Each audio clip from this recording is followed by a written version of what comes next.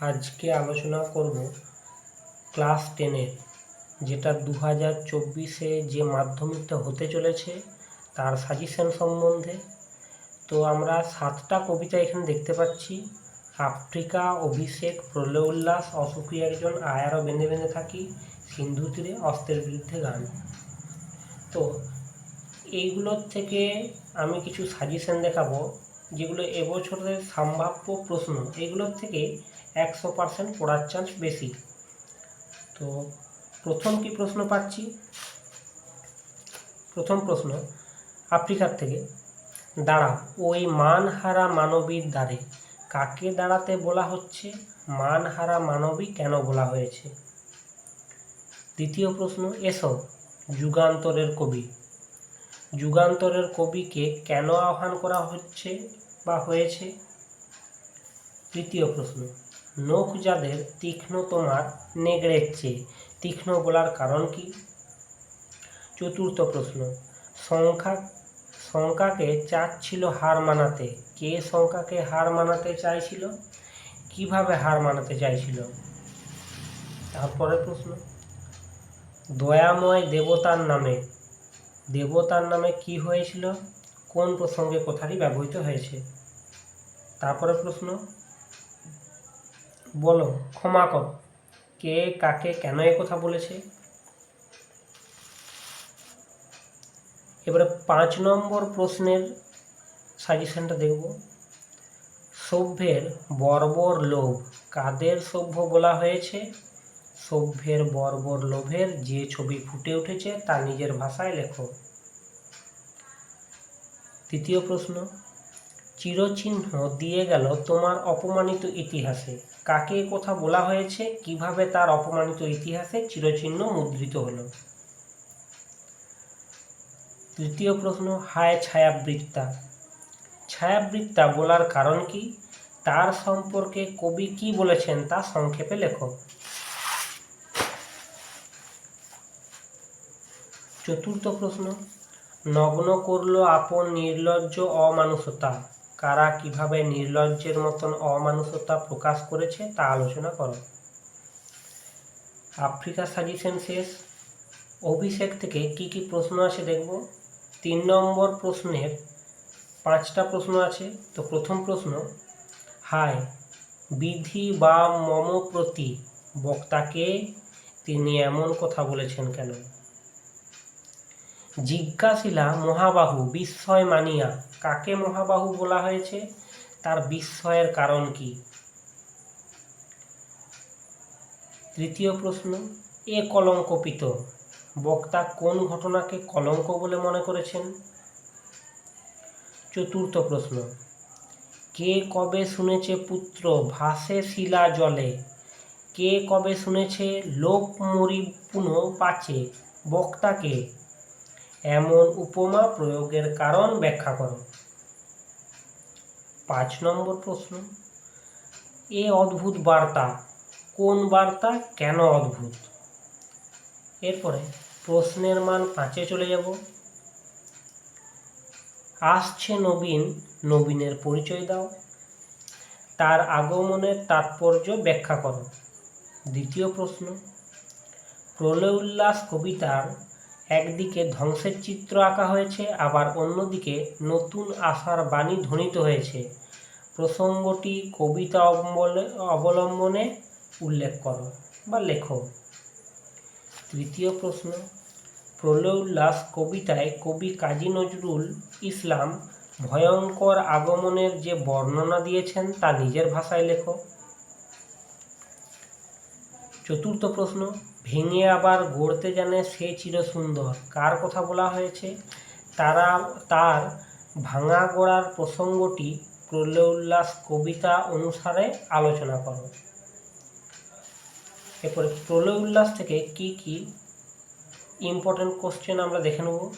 প্রলয় উল্লাসে 3 নম্বর প্রশ্ন দেখছি, তোরা সব জয়ধ্বনি কর, তোরা কারা, তাদের জয়ধ্বনি করতে বলা হচ্ছে কেন।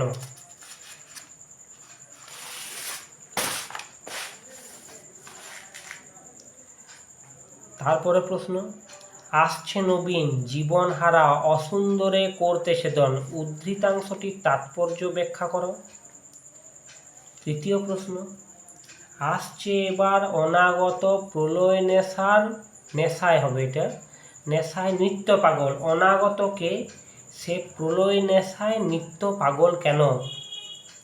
চতুর্থ প্রশ্ন, বজ্রশিখার মশাল জেলে আসছে ভয়ঙ্কর, ভয়ঙ্কর বলতে কবি কি বোঝাতে চেয়েছেন, তার আগমনের তাৎপর্য ব্যাখ্যা করো। পরের প্রশ্ন, ভেঙে আবার গড়তে জানে সে চিরসুন্দর, সে কে, ভেঙে আবার গড়ে তোলার বিষয়টি বুঝিয়ে দাও। একটা ভুল হয়েছে, এই যে এই 5 নম্বরের প্রশ্নগুলো যে আমি দিয়েছি, এগুলো অভিষেক থেকে না হয়ে গেছে প্রলয় উল্লাস থেকে। তার জন্যে এই সাজেশনটা আমি পরের ভিডিওতে অবশ্যই দিয়ে দেবো।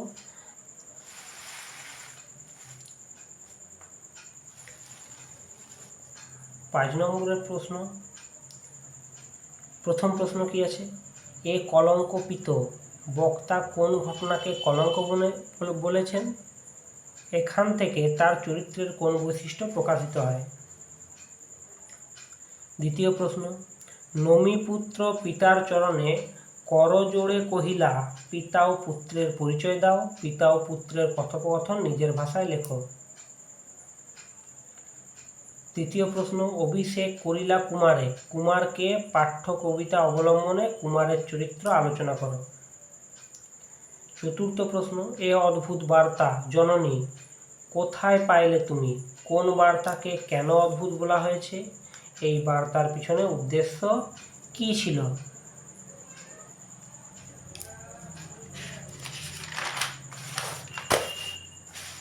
তারপরে প্রশ্ন, পঞ্চম প্রশ্ন, ঘুচাবো এ অপবাদ বোধি রিপকুলে, এখানে কোন অপবাদের কথা বলা হয়েছে, এই অপবাদ ঘোচাতে বক্তা কি করতে চান।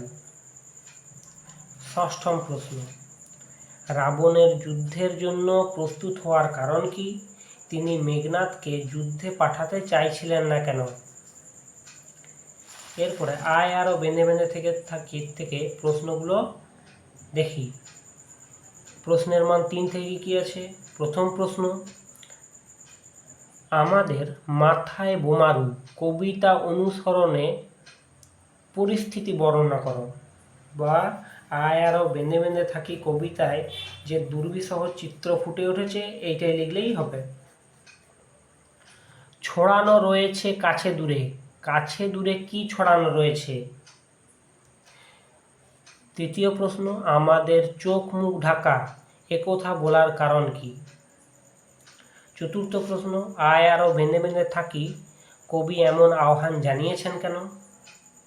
পঞ্চম প্রশ্ন, আমাদের ইতিহাস নেই কে কেন একথা বলেছেন। ষষ্ঠম প্রশ্ন, আমাদের পথ নেই বলার কারণ কি।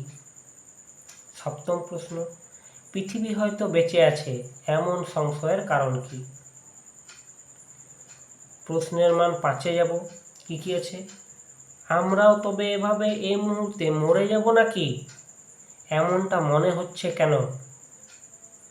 দ্বিতীয় প্রশ্ন, আমাদের শিশুদের সব ছড়ানো রয়েছে কাছে দূরে, কি কারণে শিশুদের সব ছড়ানো রয়েছে বিষয়টি স্পষ্ট করো।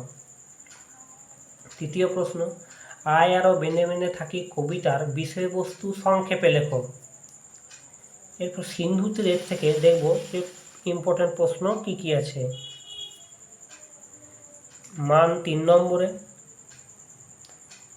পদ্মা সখীদের নিয়ে উদ্যানে আসার সময় কি দেখতে পেয়েছিলেন, তিনি যা দেখেছিলেন সে সম্পর্কে কি অনুমান করেছিলেন। তন্ত্রে মন্ত্রে মহৌষধি দিয়া, কার জন্য এই পরিচর্যা, কিভাবে কারা এই পরিচর্যা করেছিল। পরের প্রশ্ন, অতি মনোহর দেশ, এই মনোহর দেশের সৌন্দর্যের পরিচয় দাও। চতুর্থ প্রশ্ন, বিস্মিত হইল বালা, বালাকে তার বিস্ময়ের কারণ কি, তাকে দেখে বক্তার কি মনে হয়েছিল। প্রশ্নের মান 5-এ দেখব। কন্যারে ফেলিল যথা, কন্যার পরিচয় দাও। তাকে যেখানে ফেলা হয়েছিল সেই স্থানটি কিরূপ ছিল।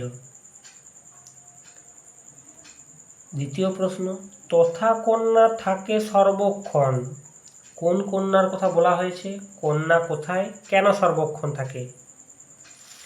এরপরে অস্ত্রের বিরুদ্ধে গান থেকে দেখব কি কি প্রশ্ন আছে।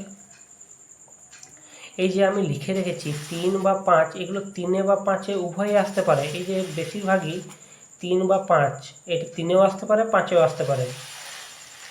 এরপর অস্ত্রের বিরুদ্ধে গান থেকে প্রথম প্রশ্ন, কবি জয় গোস্বামীর অস্ত্রের বিরুদ্ধে গান কবিতায় যুদ্ধবিরোধী মনোভাবের যে প্রকাশ ঘটেছে তা নিজের ভাষায় বিবৃত করো। দ্বিতীয় প্রশ্ন, অস্ত্রের বিরুদ্ধে গান কবিতায় কবি অস্ত্র ফেলতে বলেছেন কেন, অস্ত্র পায়ে রাখার মর্মার্থ কী, অস্ত্র ফেলো অস্ত্র রাখো কেন বলেছে। তৃতীয় প্রশ্ন, রক্তমুছি শুধু গানের গায়ে, রক্তপাত হওয়ার কারণ কি, গানের গায়ে রক্ত মোছার তাৎপর্য কী। পরের প্রশ্ন, কবিতায় হাত নাড়িয়ে বুলেট তাড়ায় কথাটি বলতে কবি কি বুঝিয়েছেন। এরপরে শেষ প্রশ্ন, গানের বর্ম আজ পড়েছি গায়ে, কার কোন রচনার অংশ, কে গানের বর্ম পড়েছে, গানের বর্ম বলার তাৎপর্য বিশ্লেষণ করো। পরের দিনে এই প্রবন্ধ থেকে সাজেশনটা দেবো। তো আমি কিছুটা সাজেশনটা তৈরি করেছি। প্রবন্ধ এবারে 2টি আছে, সিলেবাসের মধ্যে মোট 2টি আছে যদিও, হারিয়ে যাওয়া কালিকলম এবং বাংলা ভাষায় বিজ্ঞান। পরের সাজেশনে এই প্রবন্ধ এবং নাটক এগুলো সম্বন্ধে আলোচনা করব।